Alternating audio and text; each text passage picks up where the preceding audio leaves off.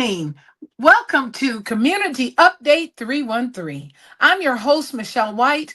My co-host here is Robert White, and we're gonna have some fun this evening. We've got a whole new system, and we want you to go to YouTube, like, subscribe, and share. Robert White, how are you this evening? I'm doing great. I'm doing great. What up, though, Detroit? Um, Not home. I'm in Austin, Texas, but I'm always repping for the city. We have a great guy today, Alcott Germany II. When I tell you this man is a renaissance man, he does everything from consultant to public speaker to author. This man writes screenplays. Okay, so we're really going to dive into who he is. We have a lot of topics to talk about. I don't want to spoil it, so let's get right to it. Mr. Alcott Germany. How you doing, sir? The second. I'm doing great. Thanks for having me on this show. I just couldn't be more excited, and I'm just appreciative that we're on this show, and it's a show based out of the city. I couldn't be more happy and proud about that. Yes, Absolutely, we're absolutely. so glad to have you. So let me tell our audience a little bit about you. Alcott Alda Hakima, Germany II.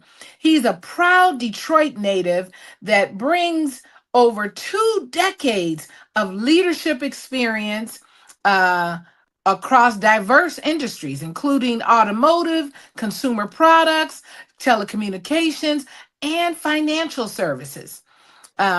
He is having he's worked with renowned companies such as Procter and Gamble, BASF, rocket companies, and Alcott holds a bachelor's degree in chemical engineering from the University of Detroit Mercy and a master's degree in education from the University of Phoenix. And he's the author. You're going to tell us his previous book that he did, he was on our show, and it was Real World 101 Leadership. His first book was Real World 101 Student Guide. And now he's got Real World 505 Leader Guide. Come on and tell us a little bit about this new book, Alcott. Again, thanks for having me on. I'm just smiling from ear to ear because this is living a dream. Getting to your question, Real World 505 Leader Guide. It's actually a continuation of 101. Mhm. Although for those who have not read 101, you don't have to read 101 to pick up on the lessons from 505, but it's really a reflective conversation to really ask the question of what kind of leader do you want to be? And when Mhm. you're asking yourself that question, there's some real intense realities that you want to take note of because it will set the stage for what kind of leader you're going to become, how you're going to show up for others, and what's that going to mean, what that will mean for all the people who are looking to you to set the tone. Hmm. Yes, yes, that's right. So, Go ahead. looking at as we talk about what is a leader to you? What did Oh, what is that all encompassing of to say what a leader is? I love that question, Rob, because it means so much. A leader to me, I just use the word tone setter, but there's a lot of other, adjectives that I could use. And it really is someone who can set the example, but also set others up for success. Not Hmm. the kind of person that needs to be the loudest voice in the room and dictate efforts and dictate direction. It's really about how do you galvanize people? How do you bring people together? How do you execute and deliver? And I know I probably use a lot of words just now that sound a little corporatey, but I'm also talking about how you lead in life. And when you're leading in life, whether you're a father, a mentor, a big brother, a big sister, an aunt, an uncle, whoever, Hmm. those same philosophies apply. And what you're doing to spread love, to just be a light and tie what I call tying purpose to progress Mhm. Hmm. are the key critical components to what makes a great leader. And to me, those are the kind of attributes you're looking at before you even get into the X's and O's. So you just said something, okay, and just as a fellow PK, because I saw that your dad was a pastor, Yes, but sir. I have to also ask because he was a pastor and a Panther, and when And I say Panther, I mean a Black Panther. yes, So did that leadership skills come from, hey, I'm gonna pray for you, but I also will correct you. I will correct you, and I'll be able to. Um, some people will say call their own shot, but sometimes in leadership, what I say at the end of the book, not to give too much away, sometimes you have to lay it all the line and stand alone, and do what other folks may not think is as popular. And just to sort of piggyback on the comment you made about correcting you, my father actually taught self-defense as a Panther. And There you go. Of course you're gonna listen now. and so I was also a student of his when he got much older. So he was very, very knowledgeable of the martial arts. And so he did a lot of self-defense and teaching in the community as a Panther, as a community activist, which really did lay the groundwork for who he became before he passed away in 2019, becoming a presiding elder in the 4th Episcopal District of the AME Church. So one of our listeners just asked, he said, what if someone isn't really interested in becoming a leader, but so does this book also help someone understand what they can expect from a leader? Yes, it does two things. I love that question, and if we can get that person's name, I definitely like to address them by name as well. But that is Shay. Shay, the question you just asked, this is definitely about helping people who want to be leaders, because we are all leaders in our own right. One of the things that we want to call out, that I call out in this book, is don't let someone else determine that you're a leader. You are a leader. You are here for a reason, whether you are a vocal leader, whether you're a leader by action. And so when we get into some questions that we'll probably get to later on in the show, what this book talks about are the philosophies that will allow you to have an awareness on what makes a strong leader. I call it understand, engage, trust, and translate. But in that, I'm not really trying to tell anyone, do it like Alcott. I'm saying these are the guideposts you want to hold yourself accountable to. And in that, do it Shay's way. And when you're able to do it your way, that's how we're able to really embrace what makes us different, because the things that make us different are what makes us special as well. So that, to me, this book is totally predicated on aspiring leaders, as we call them, as you would call yourself right now, and those who consider themselves seasoned veterans. Okay. And you just touched on 4 topics, right? So you said engage, or understand, engage, trust, and translate. Yes. Is it in that order, or is it something different, or is it like, okay, so explain the whole thing and how it works? Well, also, before you share that, I like the way you said you have to be a light, and a leader needs to be a servant. And would you say that some people are born leaders and some people have to learn how to become leaders? Yeah. Well, I agree, but I'm going to challenge that in a little bit. I think that there are people who are born to be vocal leaders and have a confidence and a presence about them that allow them to step into that limelight, so to speak, without maybe additional inspiration or additional coaching, even when you become one, you still need coaching. Still be pushed. Right. Where others who may not be looked upon in that same light, they're still leaders, but they have to lead in a different way.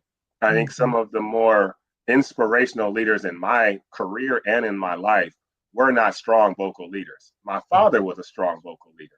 But when I think about some of the best qualities about leadership that I was able to embrace from my teenage years till now, they were not the most vocal people, and they weren't looked upon as the leader that we sort of stereotypically, put on a pedestal or just in front.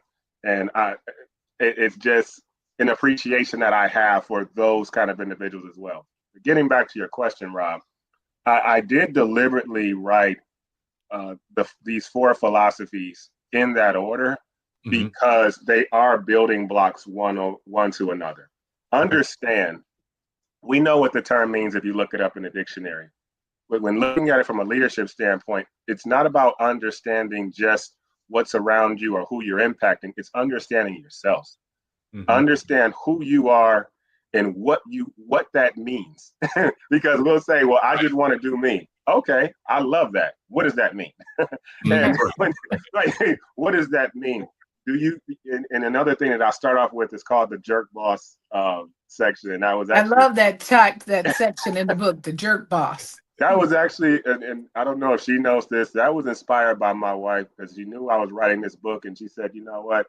Uh, you should try to write something that's really going to grab someone's attention real quick." Mm-hmm. And I said, "Okay, let me be a little more direct coming out the gate."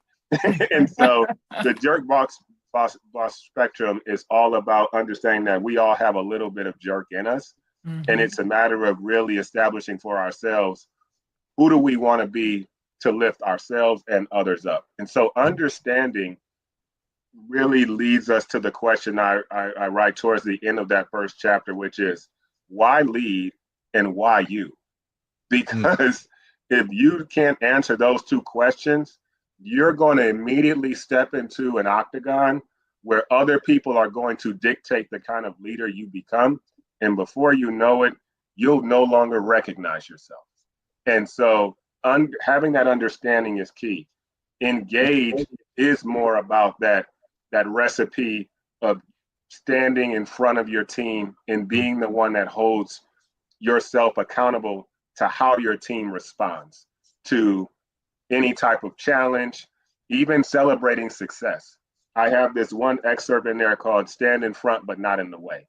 And that has everything to I do like with that. making certain that you need to be the one accountable to how your team responds to adversity, but don't stand in the way of these other folks behind you who are looking to you to help them grow and become the next leader.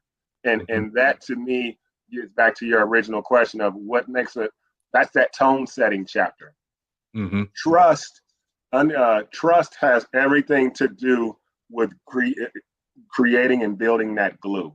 That's when we start to talk about diversity. That's when we start to talk about all those different ingredients that really allow for folks to know when you're in the mix, they know you have their back. And I'm telling you, when you establish that, people will go through Hell's Kitchen for you. They will Mm-hmm. they will appreciate you when the team has success. They will appreciate you when you acknowledge your own failure. And Absolutely. that's the important thing is everybody fails. And what we sometimes do as leaders in any space is we try to hide it. We try to mask it. And so not to eat up too much time, but that's what trust is all about, is building that glue and that camaraderie so that we're all in this together and everybody knows it and feels it, and it's not just a slogan on the wall. And then translate ties into the communication of it. Mm. We all love the term communication, and in this book I challenge it because there's a difference between communication and translation. And the best example I can give is think about, I said this in speaking with some young people about a month ago. I said, think about when if you were in a foreign country and you didn't know the language and you were trying to get home. Mm-hmm. I'm telling you, when you're trying to translate, you're going to piece together the language. You know the language they know. You're going to point. You're going to use body language. You're going to do everything at your disposal to make certain that message sent is also message received. And so to me, translation and experiences show me that translation is more than just communication. And Absolutely. so those are to me the main philosophies that go into being a strong leader, and how that's done differs from person to person, but those to me are the guideposts. This sounds like a relationship book because I was like, man, I could use those. I could use all of those, like how to actually say something. Because you said translation is different than communication. Yep. Because to your point, especially when we get into men and women, they say that we think Mhm. differently and all those different things. Sometimes our communication does not translate the way that we want to because we 100%. can be thinking right here as opposed to the things around it. That's actually really good. I'm gonna use some of that for sure. Mm-hmm. And then there's a saying that I've read that says, know those that labor among you. And Yep. you were saying how you have to, if you're the leader of a particular team, you have to know the different personalities of the people that are working on as a part of your team. Maybe Mm-hmm. someone might be strong, someone might be a crybaby, somebody else might be have some health challenges, and you have to a quality of workplace. When I used to work at General Motors, we had a training that would teach you have to have a quality of workplace in the workplace, Mm-hmm. whatever that is, whether it's working from home or a local team or in a building. You Mm-hmm. have to, as you're saying, understand and know the people as best you can without delving too deep. Some And people might want to sit and talk with you a little longer about challenges. You have to know how to be empathetic, but still not take up the whole day. yeah, I couldn't have said that better, Michelle. When you're trying to accomplish anything with a team or a Mhm. family or a group of people, not only do you need to know the ultimate goal for the team, but you need to understand how that win benefits everybody on that team. And it Mhm. will benefit people differently in different ways. Why? Because we're all different and we all have different life journeys. We all have different perceptions of what success is. We all have different goals for ourselves. The skill and the talent that comes with strong leadership is how do you bring all that together? Hmm. And the willingness to do that, the willingness to teach, the willingness to develop, and also be vulnerable, and be Mhm. able to say, you know what, talk to me, teach me. If it's only one directional, you're not leading because Exactly. that's getting back to the topic of trust versus control. It's Mhm. there's a difference, and there's a talent, and then there's humility that has to go into it, and so you really are putting yourself out there when you decide to lead in any capacity, and understanding the people who you're around, whether it's friends, family, or coworkers. That's a key ingredient. And if you choose not to do it, just live with it Yeah. and understand that there's something that comes with not doing that work as well. As a consultant, I always tell people, listen, you need to know who you are before Yep. you know how to lead, because I have to know who I need to be to the Mm-hmm. person I'm talking to. It, Mm-hmm. there are different parts of you that I need to display, and I go off colors. There's a guy named Mark Casetta who does living in full color, and it's red, yellow, blue, and green. And the red people are, very, very direct. They have a certain Yep. personality. Blue people are just here for fun. The yellow people are, super emotional. So you need to watch what you say, how you say it. Yep. It's all in how you said it, not really even what you say at all. And then Mm-hmm. you have the green people that are overly analytical, right? And they're Yep. going to process and take time on everything you say. Well, we all have those traits in us, and I need to know who I am first, so I know how it comes off. If I'm really red, everything to a yellow person is like, "Oh my god, that's so much." Relax, Robert. Yep. So I have to kick in some of my yellow so I can match the other person that's with me. But you And to brought your something point, up. I'm Go sorry, ahead. not to cut you off. It's and for that to work, you have to respect all four colors. And Exactly. that's the beauty of it. I think one of the biggest compliments I've ever received, and it was something I got a text message I got from a leader who that I worked with. She was a peer, and she resigned from the company to go focus on family. And I still have this text message to this day. She reached out to me, and she just wanted to say goodbye because she was leaving the company. But what she also said was, working with you showed me that I didn't have to give up who I was to be a leader. Wow. And that to me is why I do what I do. And that is why I wrote this. And I always knew that I would, but there are so many people like Shay who are trying to figure it out. And sometimes they're asking the question and the question is falling on deaf ears. And Mhm. so what'll happen is it'll compel them to try to just scrap and claw and create this definition from folks who may not have their best interests at heart for whatever reason. They're just not the priority. I'm not saying they're trying to maliciously do anything negative to you. You're just not the priority. And when that happens, I've seen a lot of great aspiring leaders just were not using their talent to the level that they believe they could. And I knew they could as well. And so, before we get into, because I have a few other questions that quitting your job to go start this stuff, but I can come back too. I really We want definitely you, want you to come back. I really want you to get into this next topic. Is what's the difference between trust and control as it concerns diversity, or should I say, pertains to diversity? I love this. So there's an excerpt in my book, not only with this exact title, but I want to get into specifically the diversity component where we as people often look at diversity. Some people use the acronym DEI as like this icing on the cake.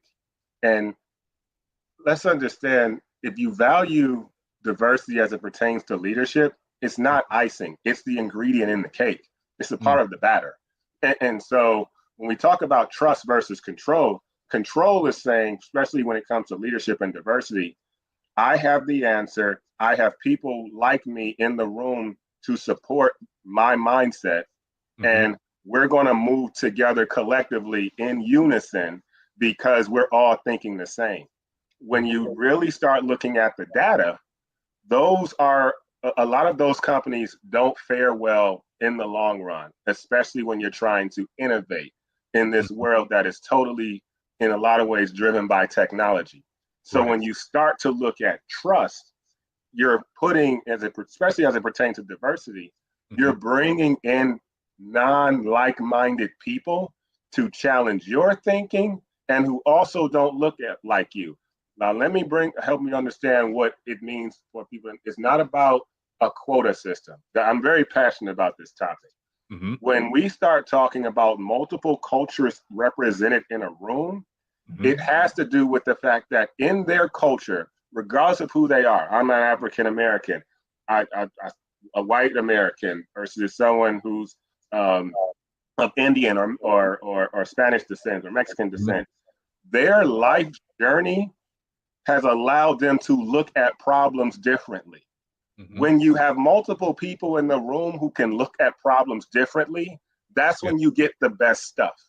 Because when you're trying to create a dominant product or a dominant service or just a dominant mindset, if everybody's looking like you and thinking like you, you're missing out on the rest of how the rest of the world thinks. Exactly. And so trust allows you to bring in these other cultures, these other thoughts, these other mindsets, so that you can challenge one another and say our strength is our differences. So then go ahead. I'm sorry. So my question for you, I have two questions just to play the other side of this room where I say, well, what if my preconceived notion of you is already negative? How do I get around that? Yeah, I love that. I do too. It goes back to the understanding, Steph. What kind of leader do you want to be? Do you want to be a leader that's led by preconceived notions? Because think about it. Where did those notions come from if you've never met me? They had to have come from somebody else. And why are you allowing someone else to garner your thinking? And so even if that's basically like me saying, you know what, because I had a bad experience with a certain race or a certain gender, I no longer trust that race or gender, and they may have the best idea in the world. I am selling myself short because I'm also saying that I don't make mistakes at all, and people who look like me don't. And I'm also limiting my ability to appreciate innovation, creativity, and I'm also putting myself on a pedestal as a leader, which keeps people from coming together. So what tone am I setting? Because all that's going to do is replicate itself. And when they look at you, they're going to look at you and say, is that the recipe for good leadership? And that's why we have toxicity in a lot of our organizations and in throughout our society, because we have a lot of tone setters that take their own prejudices and biases and go to a place where they shouldn't. Because here's another thing I wanted to hit on before we go ahead. The next question is, go ahead. Everybody has bias. Everybody. Yeah, so the moment you decide to deny your bias, you're not only insulting yourself, you're insulting everyone around you, because you're also insulting the humanity that makes you you. And so when people say, oh, I don't have an issue with such and such, or I don't have an issue with such and such, I don't have any biases, I don't see color, I don't see anything. Well, you do. And you have biases. And if when you don't acknowledge them, you're actually being a hypocrite.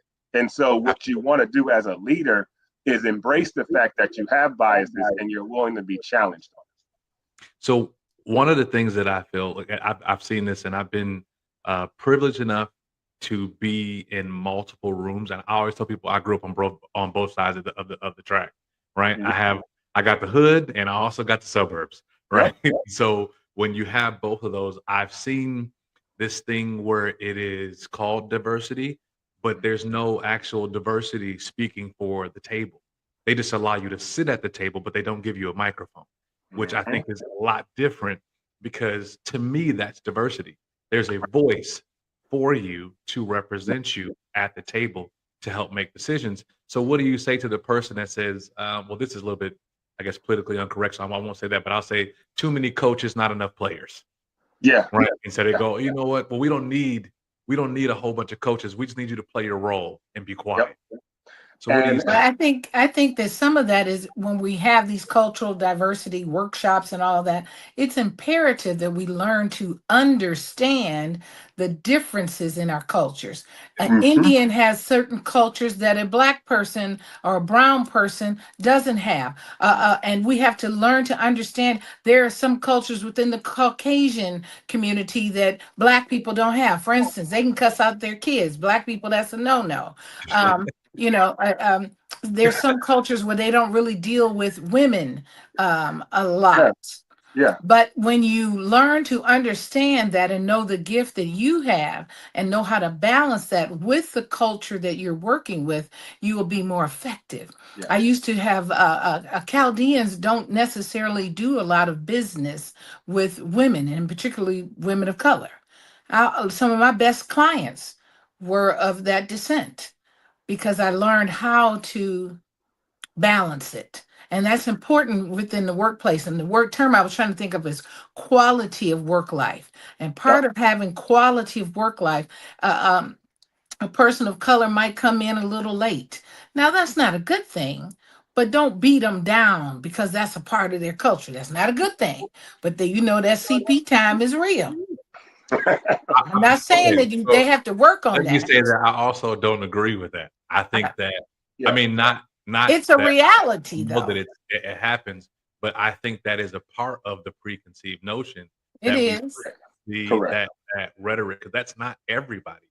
No, I've seen people that are not black be late all the time, and right. so it is a thing that we perpetuate and say that we've now coined, but we really only coined the negative, and we add to it, right? And I get it within the culture, but there's certain things. It's like when I tell my kids, "Hey, we have conversations within the house, but they don't leave this house." Right. And so there are certain things that we know within the culture, and every culture has it. And I'm not saying, because I've heard this people go, "Oh yeah, well, so then you say this at home." Well, no, I'm not saying, say something that's obscene or egregious or unfair. That's not what I'm saying. Train your children up in the way that they should go when they get older, they won't depart. What I'm Part. saying ultimately is that you have certain things where, hey, this is just a family thing where we will joke on each other. But then when you go to school, it's like, you know what? This can be considered bullying. So don't do it outside of the home. If I talk about you, if I'm go, oh, you stink, go take a shower. I tell my kid, you know, 14, 12 years old, all kids are dirty. They never want to take showers and they have to ask you, you have to go, hey, why don't you want to be clean? But that's just the joke within being a parent, as opposed to going to a school now. And now maybe there's somebody that you aren't used to, doesn't walk, talk, act, or think like you. And you say the same thing thinking it's funny. We go, no, no, no, no, no. You can't do that there, because now You that is can't say not, you stink. I mean, it's Well, a I've had to funny pull thing, but people aside from time to time and have a little pull their coattail. And one gentleman I can remember, he said, "Oh, I thought I took a bath today." He smelled as if he had not taken a bath in many days. Well, and that's what goes back to two pieces that I'll take from the book: Mhm, understanding and laying it on the line. Because Mhm. I think that there's this aspect too of like once you get the title of anything, father, mhm, CEO, VP, whatever, Mhm. that now you've arrived and now it's easy. So, Rob, getting back to your point about the room, and it also ties into what you guys are just saying, mhm. is as a leader, you are a disruptor. That's the calling. So I have been in rooms where if I allowed myself to just say nothing, then that would have been the status. That would have been the status. We had, I won't get into too many details of a particular room that I was in, but it was around the time of the George Floyd murder. And we talked about different things. There was a whole room of opinions. And understandably so. It's important, and we're talking ministry here in a little bit. Everybody has a reason to think why they think. Now, we may not agree with it, but everybody has a reason, and there is a respect we need to have when it comes to that, because they're products of their environment and what they've been exposed to. But getting back to your point, Rob, of like, well, just being in the room. When I'm in the room, and I was the only one at the time, my response was, we're not doing that. No. And I said that to a lot of folks and I said, now I'm not saying that to show how Black I am. Let me use this as an opportunity to educate. And so one of the things, and I'll just use George Floyd as an example because it's unfortunately low-hanging fruit. I said, you know what's unfortunate? I said this to this room. I said, you know what's unfortunate to me when the video came out? I said, my response to them was, I said, it wasn't that a Black man was murdered by a police officer. I said, the first thing that went through my mind, unfortunately, because of my life journey was, wow, y'all needed a video to understand that this goes on.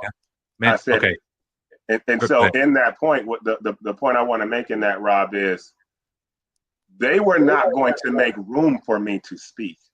I had to take it. And when I took it, it could have resulted in that being my last day working there. And guess what? I'm okay with that. And so that's the charge that comes with leadership. But if you have the right purpose on your heart, then it's okay. When you don't have that compass for you and who you are and who you want to be, then you don't know what the next move will mean for you as it pertains to your own psyche, your own self-esteem, and your own awareness of where you want to take your life. And you just can't give that equity away because that's all we have as people. I think it's especially being here. One of the things, or being in Austin, Texas now since 2021, and it's a lot different than Detroit. Completely different from Detroit, especially when it comes to representation. And this is one of the few times where I think I've actually had to explain, hey, compassion is for everybody. Empathy is for everybody. I may not like how you lived your life. I may have not liked what you did, but I don't care if it's a George Floyd. I don't care if it's Charlie Kirk. Kirk. If somebody is killed in cold blood, and you can see that they like, hey, that you didn't have to go though. I don't care what you say. I may disagree, but you have the right to say what you want to say. Or if somebody has a knee in the neck and they can argue, they say, hey, well, there was drugs in the system.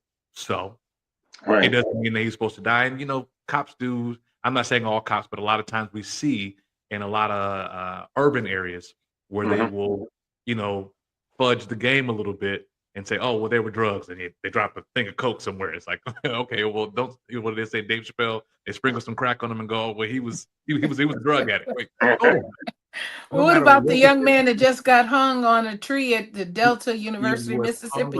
Tyler, are we hanging people again now? And then his legs were broke, his arms were broke, and it was stated that it was he killed himself. No foul play. Yeah. No foul play. Seriously? And for me, again, because we don't know all the extra details, and I know somebody didn't break their arms and legs and then hang themselves. Absolutely. I know that. Absolutely. That doesn't even make sense.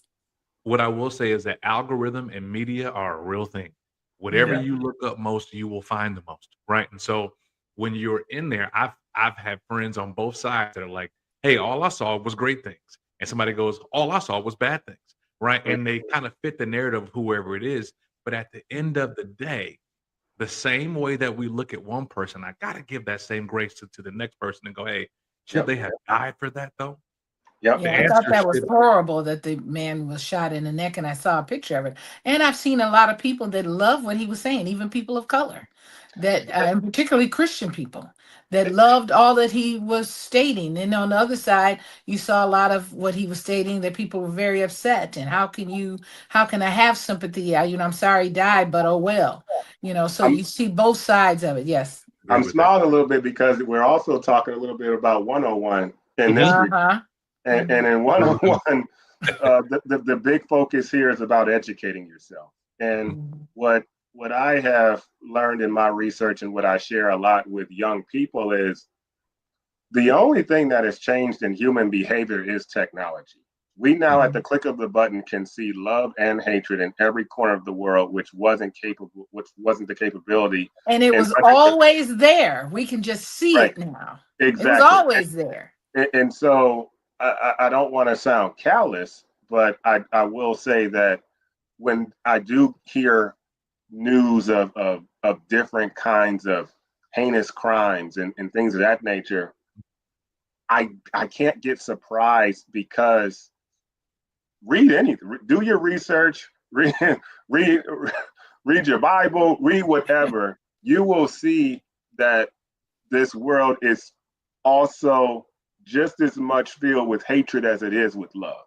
And Mhm. and so the fight here when it comes to the ministry of this book, the things Mhm. that we say, that this show and this platform as well, Mhm. is not only to educate and inform, but also to understand and help others understand the art of compassion and what it means to support and combat that hate with love and empathy, and know that there's so many different things that are attacking the minds of our young people and our elders Mhm. that we have and we can try our best to try to make sense of it, but Mhm. it's more to me more worthworthy or there's more benefit in putting energy towards responding with a sense of love and empathy and education so that these things don't become the only reality that future generations believe are the case.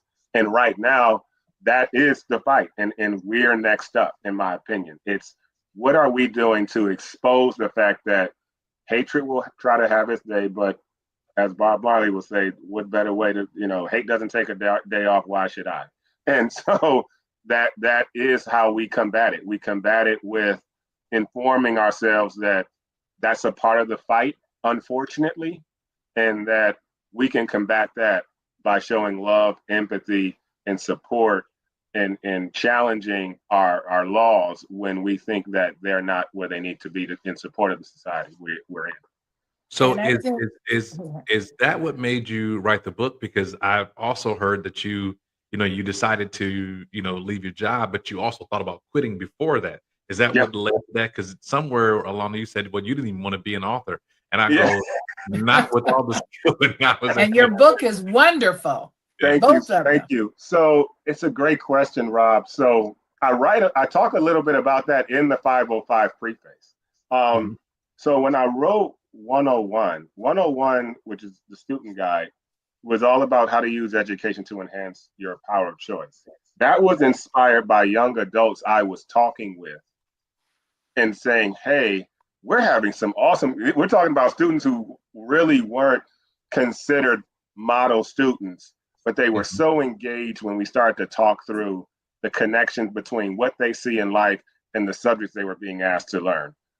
505, it really was the same journey of the things that I was having, the conversations that I was having throughout my life, specifically my career, where we were all first I was the young guy trying to figure it out with other aspiring leaders. Mhm. Then I became sort of the SME, not knowing that I was the SME. And there was such a moral fabric that Mhm. these leaders that I was talking to, leaders And by title, just to pause you out there for our listeners, SME is subject matter expert. subject matter He's expert. Yes. Because he's the educated one using Yes. all the big, he's okay. Thank you But for no, calling out but no, that go acronym. ahead. And action. But There you go. it's putting that it's putting that purpose in the progress. I started to learn more. Like, so when I wrote 101, I'd already thought that I was going to write 505 like 3 to 5 years later because I saw the need. And I'm like, wow, if I'm having these same questions and now I'm starting to be, I'm actually coming across other leaders with the same questions. And I know that I'm helping them, in these abstract spaces of just, around the water cooler, in the office, kicking it outside the office at like a barbecue or a dinner or something like that. And there's this appreciation and this need of like, wow, I'm glad we had this conversation because I was really losing it. So Rob, I was living all of these moments and saying, wow, there's a need for this. And I believe I've been called to paint this picture. Lo and behold, exactly, I wrote 505 exactly 15 years after 101. I did not plan that. It just happened that way. When I started writing and I just did the math, I'm like, wow. And what the amount of knowledge that I had amassed over that 15-year span made me that much more effective and impactful.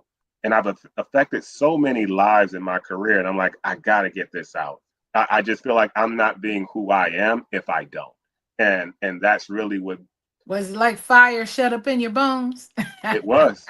It was. Alcott, I love where you're saying here in one of the excerpts in Real World 505 Leader Guide. You said the topic we're going to discuss is leadership.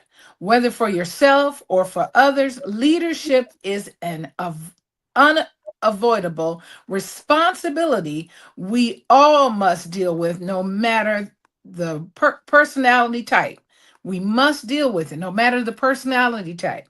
And that would help people not to get run over in life, get depressed in life, finding out where their skill set is, where their leadership ability is in whatever manner within their being. You bring up a great point with that, Michelle, in this regard. And we hit on this earlier in our discussion. Mm-hmm. For all those out there who believe that they're introverts, I am one as well. And so you're looking at an introvert. I can't tell. No. Exactly. A lot of people think I'm crazy when I say that. I do enjoy being by myself, watching cartoons and anime and all that cool stuff. Like that's why I was able to write a screenplay on it. It was an animated miniseries that did actually get looked at by DreamWorks, by the way. And so, I have those same idiosyncrasies. And, I think it's important for folks to know that just because you're not the outspoken leader, then that doesn't make you not a leader. I was in another radio interview and someone said the same thing of like, Alcott, you don't sound like an introvert. I said that. And I said, what made me start talking in the way I talk today? I started to think about what would happen if I said nothing. And the chaos that was around me growing up in the areas before I made it out to the suburbs is what inspired me, along with my father and my parents, of course, my mother as well. When I saw the power of voice, that's what compelled me to speak. It wasn't because I wanted to. It's not because I think it's all that fun. It's the purpose of change falls on everybody. And this is my journey that I'm sharing with everybody. There's that saying that says change is going to happen whether you participate or not. And so true. You seem to have, as we're wrapping up, and I wish we could go longer. You seem to have a better grasp on life more than most. Where does that come from? Oh, wow.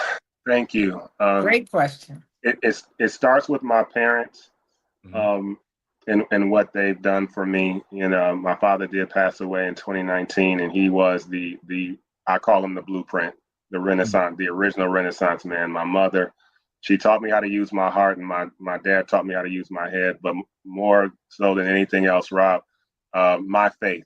And I will never, ever shy away from helping folks understand who holds my tomorrow. And I have said that even in the workplace. I'm like, why I have no concerns? Because the one who holds my tomorrow is nowhere in this building.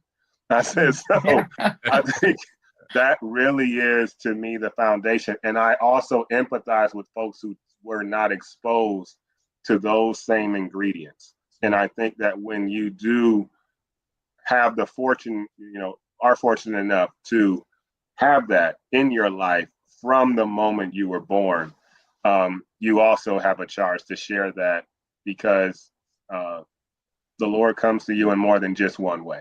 And maybe I'm the one that's being used as an instrument in that way. But that's where it starts. That's where it starts for me, Rob. And to me, that has blossomed into who I am today and why I'm thankful that I have the family that I have and the life that I have. And I definitely can look back on my life and really be thankful for that. Well, That's you know what? wonderful. We thank you for being on here. I already have. If you want to stay connected with Alcott, he's on Facebook, IG, LinkedIn. Alcott Germany the second. He also has a website, AlcottGermany2.com. It's a very unique name, so it's only going to be one of them, right? But I do have a final question for you. Something that we're trying out. What are your top 3 places to go in the 313? Ooh. Yeah. it's 313. yeah. Detroit. In the 313. So I grew up in the medical.